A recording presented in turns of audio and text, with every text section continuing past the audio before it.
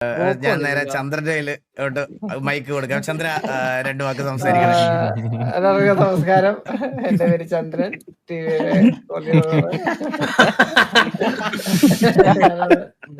ഞാനാണ് ഇവിടുത്തെ മെയിൻ. ഇത് അധികം നാളൊന്നുമില്ല, അടുത്ത മാസം മുമ്പും നീ ഇവിടെ ഉള്ളിടത്തോളം കാലം പിൻ ചെയ്യാൻ പറ്റും 3 കുത്തില് ഇതാക്കിയ. ആണോ? ഓക്കെ.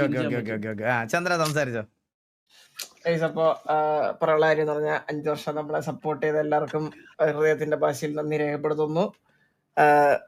വേറെ എന്താ പറയാനുള്ള അളിയ, എന്താ പറയണ്ടേ? നമ്മളിതൊന്നും പ്രതീക്ഷയിലല്ലോ തുടങ്ങി. നമ്മളൊരു ചെറിയ ഒരു ഗ്രഡ്ജിന്റെ പുറത്തൊരു ഗ്യാങ് തുടങ്ങി. അത് ഇത്രയാവുമെന്ന് വിചാരിച്ചില്ല.